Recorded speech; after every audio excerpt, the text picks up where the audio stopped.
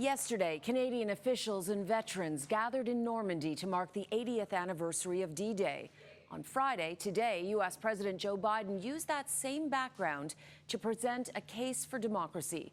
Washington correspondent Julia Benbrook joins us now live from the White House to talk about that powerful speech. Julia.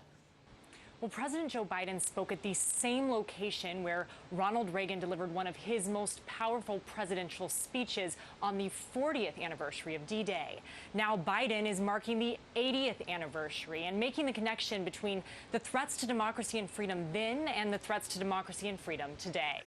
Speaking in Normandy, France on Friday at a site separating the Omaha and Utah beach where American Army Rangers scaled steep cliffs to secure positions against the Germans, President Joe Biden delivered a speech on the power of democracy, invoking the symbolism of the location. The Rangers who scaled this cliff didn't know they would change the world, but they did. Biden is marking the 80th anniversary of D-Day and drawing a through line from World War II to today. Does anyone doubt they wouldn't move heaven and earth to vanquish hateful ideologies of today? At times during this trip, Biden echoed remarks given by Ronald Reagan on the 40th anniversary of D-Day.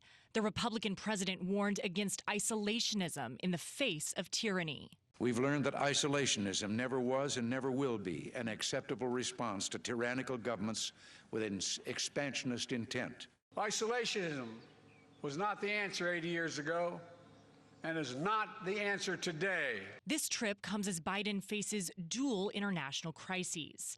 In the Middle East, the Biden administration is calling on Hamas to accept an agreement on a ceasefire and hostage proposal. And in Ukraine, where the U.S. is hoping to turn the tide of Russia's offensive. Now, Julia, of course, this speech is in the middle of a political campaign. How did Biden try to draw a contrast between himself and his political rival, Donald Trump?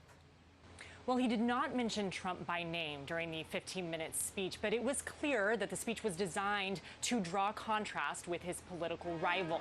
Now, Biden has repeatedly cast Trump's embrace of authoritarian leaders as a threat to democracy. And prior to the speech, Biden met with Ukrainian President Volodymyr Zelensky and apologized for aid delays. Cynthia? Julia, thank you very much. And that is CNN's Julia Benbrook in Washington.